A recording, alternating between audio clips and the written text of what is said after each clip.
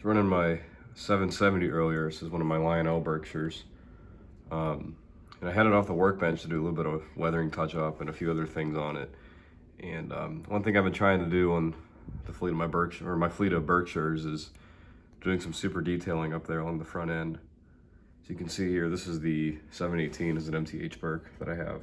You can see I have the different wiring cables going up to the little junction box, a little conduit box, and you can see it's going across to the class lights up to the number boards. Then I have that curb grab iron that goes over and connects to the handrail over there. So I'm trying to do a similar project on these. I've been slowly chipping away and just doing this project on at least one of my Berks every once in a while. So the 718 has it, my 765 has it, and I'm doing the 770. And then I need to do the 742 after that. But this is kind of a, as I have time for a project, and I decided to do it now. But basically, the little junction box there, that's a precision scale brass part. It's actually a junction box from a diesel catalog. Pulled it off one of my diesels I wasn't really using. I wanted to use it up here. It's the same thing on this engine. And the cable is the cable coming down from the headlight, or goes, yeah, from the headlight going from the junction box. It's actually some MTH wire that you find inside of engines. Every time I disconnect the lights or something, or do any kind of internal work, or I'm going to take something out, remove something, I keep the wires. I keep them in my parts bin. So I don't know if you can kind of see, it's kind of dark. This is my parts bin. You can just see it's full of all kind of crap. But I had some in my parts bin, so I pulled it out. Use a little bit of super glue, and that little white rod there is a piece of styrene that I use. I gotta paint that, but I'm gonna chip away at this. Figured I'd do a little video just showing how I do some super detailing. My brother has this 3D printer. And he was printing stuff out one day, and I guess I don't know anything about 3D printing, but apparently whenever you 3D print things, or the stuff he was printing, it leaves this little like thin strip of filament around like the edge of whatever the print is. And he was throwing it out. And I was like, wait, keep that, because it's actually pretty good. It's a pretty good width, and a pretty good, has a good flexibility that it can be used for real fine wiring. So you can see I used it here on this 718 here. You can see it on the class lights. That was a little bit of a thinner wire. I guess some of it's thicker than others. I used up all that really nice thin wire. So this is slightly, I don't know if you can really see a difference. This is slightly thicker than that is.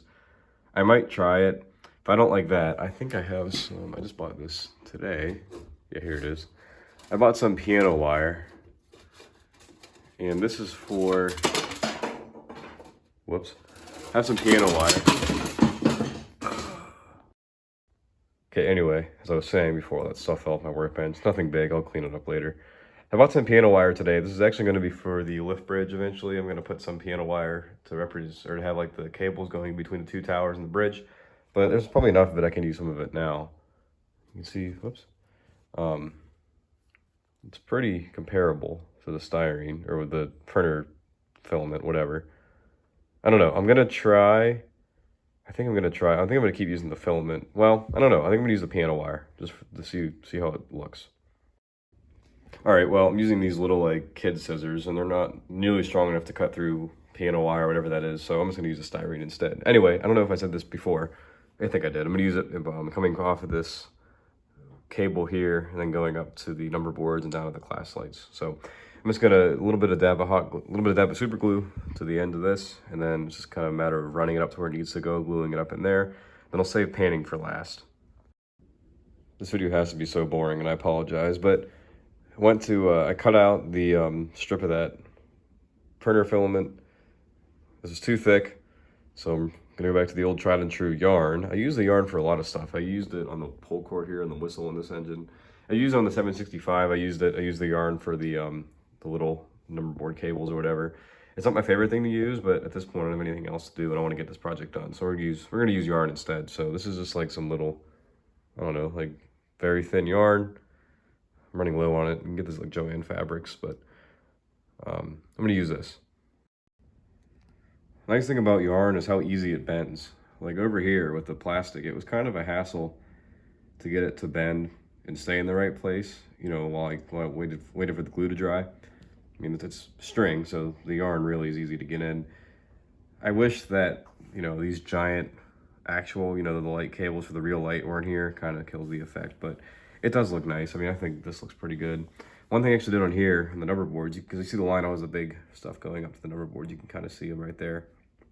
And this MTH one, I replaced number boards with Lionel parts. So these are actually Lionel number boards, even though it's an MTH engine.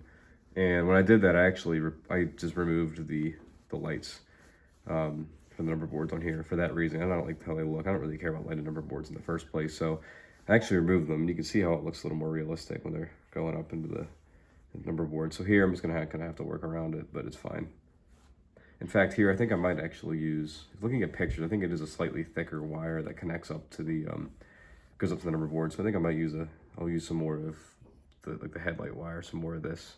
I think pretty sure it's what it did in the 765. So here's an example of the MTH wire I was talking about. This is out of an SD40-2, I think. It was a CSX unit had the remote control lights on it. I removed those lights and took the lights out, took the wires out, and now a lot of these wires live on in some of these Berkshires and other engines I've worked on. So I'm gonna take this, cut it to size and glue it up. All right, all done. Going up both sides. Looks good. So the next thing I'm gonna do is going to be some more yarn wire. This time I'm with a junction box, and it's gonna wrap around and go up to the class light over here.